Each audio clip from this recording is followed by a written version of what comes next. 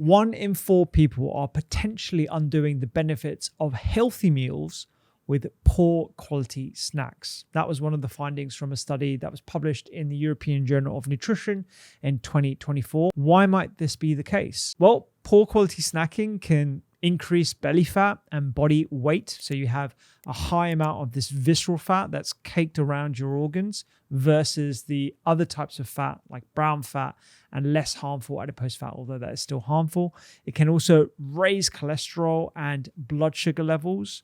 It can leave you hungrier throughout the day, particularly if you're having hyper-processed or ultra-processed foods. And it can also increase the risk of type 2 diabetes, tooth decay that we know, and we've talked about it on the podcast before, that can lead to heart conditions and also impact brain health as well, particularly putting you at high risk of things like dementia. And the reason why they might be so bad for us is because they are a big source of sugar in our diets. Now, this study that was actually on the Zoe cohort looked at how different meals contribute to our total macronutrient intake. So that's the intake of carbohydrates, proteins, and fats.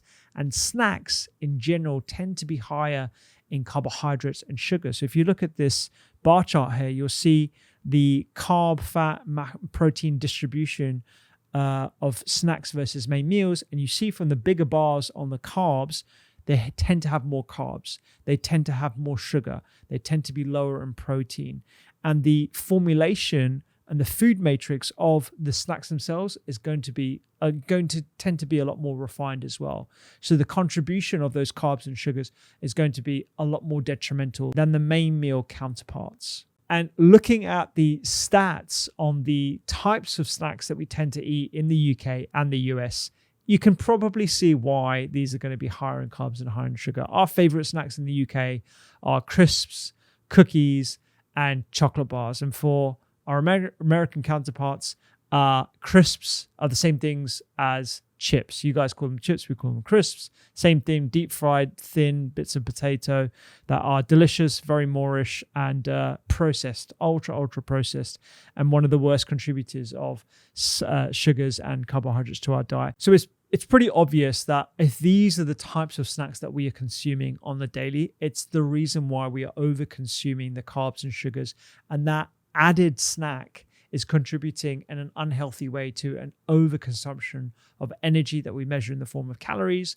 And you'll know from other podcasts that we've done on weight and weight loss, if we overconsume energy, that will be partitioned and stored preferentially, unfortunately, as fat. And the more we consume of these kind of products, the more it will layer into visceral fat, which coats our organs, and that can be metabolically active, which is what can put us at high risk of things like type 2 diabetes, cardiovascular disease, and dementia. But I think snacking can be healthy. It can be a way to meet your fiber, your polyphenol targets. It can also increase your plant points. We know that it can also keep you satisfied and fuller for longer. That can prevent overeating, that can lead to weight gain and the excess fat cells. Depending on the types of snacks that you consume, it can potentially even improve things like cholesterol levels and improve your blood sugar levels as well. There was also a study that showed consumption of fruit was associated with lower anxiety and depression and emotional distress compared to those who consumed crisps and chocolates as well. It's also a way in which to improve your gut health. We know, and I've done podcasts on this as well as YouTube videos on the benefits of dark chocolate. And dark chocolate is something that your gut microbes absolutely love. They love the flavonols, they love the prebiotics. Dark chocolate, brilliant snack, and I would highly recommend you have things like dark chocolate in your diet. So quality snacks can actually help with your health. That's something that I want everyone to know. So the point is we need to eat less processed snacks, but what is considered processed can actually be quite surprising. So if you look down the list here, I've got a short list here, processed snacks can include things like protein bars and granola bars. It can also include pre-bottled smoothies. So a lot of these smoothies that are, again, recommended and marketed as healthy for us are actually pretty processed, and they have a lot of sugar and a lot of unknown additives. Supermarket bread, again, something that has whole grain or high fiber as one of those health marketing campaigns, essentially very, very processed. Pastries, obviously, things like sausage rolls, Flavored yogurts, that's quite a common one because they'll have the health halos of probiotics and good for your gut. And actually the flavored yogurts, so the unnatural ones, the ones that have added sugars and fruit syrups, those are things that are actually very, very processed. Instant noodles and snack soups, fruit snacks, energy balls, breakfast cereals, crisps. These are all things that we need to eat less of. And in terms of what we need to eat more of, it's whole foods, whole fruits and vegetables, yogurts and kefirs without the flavorings, edamame, nuts, nut butters. These are unprocessed or minimally processed foods that are higher in fat, higher in protein, and higher in fiber. The things to bear in mind when choosing a quality snack is whole food based. So they've kept their natural structure so you get the full range of all the nutrients. You get intact fiber that will coat the inner lining of your digestive system and absorb the natural sugars a lot slower and in a much more natural way that won't spike your blood sugar level as well.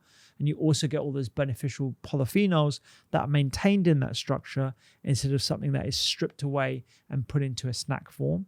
You want to be thinking about a protein-rich snack. So eating snacks that are high in protein is linked to improved blood pressure and improved cholesterol levels. It also will improve your satiety levels, so you're less likely to overeat. Everyone's had that experience where they have some chips or some crisps if you're in the UK, and then you immediately feel hungry, or you feel moreish, or you feel like you need to grab something else like a chocolate or something else that you crave something. And it's because of the blood sugar levels and the fact that these products aren't satiating in and of themselves.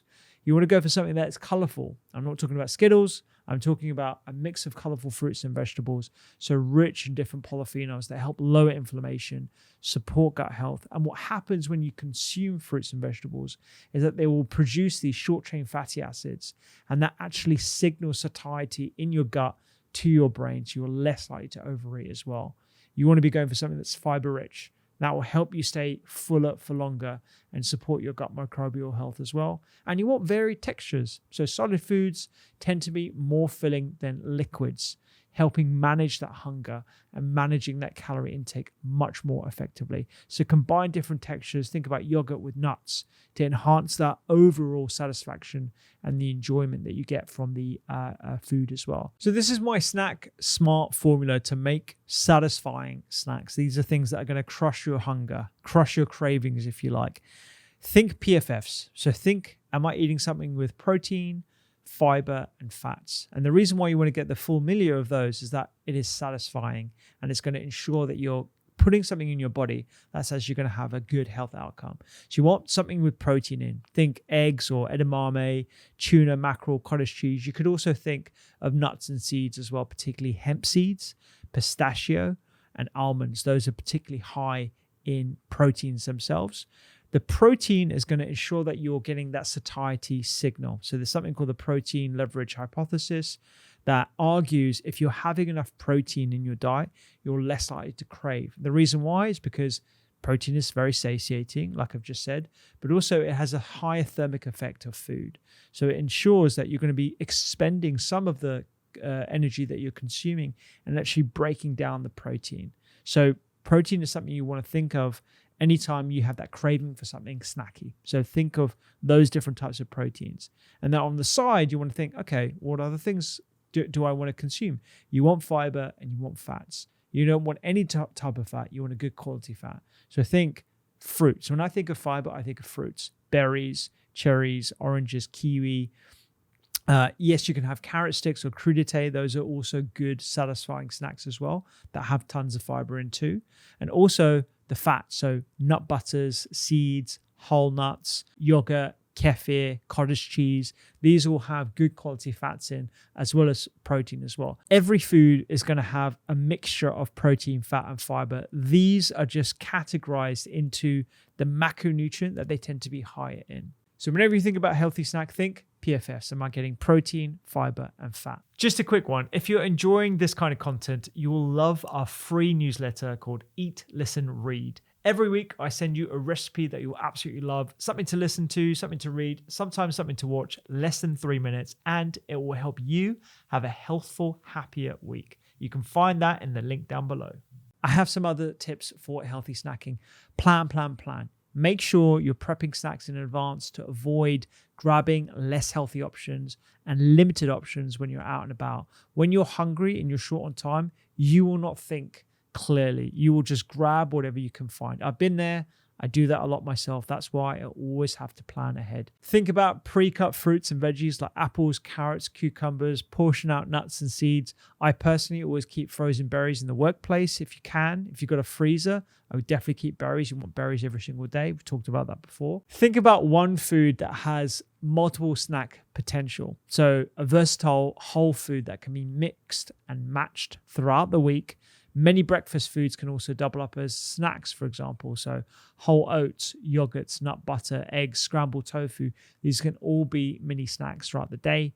And curate your environment. There's research that shows that people make healthier choices in structured settings like work or school than outside of those environments. So make sure you're keeping nutritious snacks like fresh fruit, nuts, and yogurt within easy reach, and avoid stocking up on processed options like crisps and protein bars. I personally have to ensure that I don't have any of those products in my house, because I know when my hunger cue signals and I have that craving and I know that there's a candy bar or a pastry nearby, I'm going to go for it. I just know I have that sort of lack of self-control. And unfortunately, a lot of people also suffer with the same thing. So curate your environment and be aware of distractions as well. When you're distracted, like when you're watching TV, when you're on your phone, or you're actually working or watching something on your computer, take a moment to focus on your snack as if it was a small meal to help you pay attention to the hunger cues and the fullness cues as well. That will prevent overeating, and you want to be more intuitive about that as well. I'd also say that snacking at late at night is linked to weight gain. Some of the reasons why might be because of the circadian rhythm and actually how much calories count when you should be actually in bed. So there's some research looking at shift workers, and they found that if they consumed calories in the middle of the night where they should have been naturally asleep, but they were up working, those calories actually counted more. So elevated blood sugar levels leads to worse sleep. You don't want to be eating too late at night as well. It can also affect your microbes too. So your microbiota are sort of trained to expect food during the day.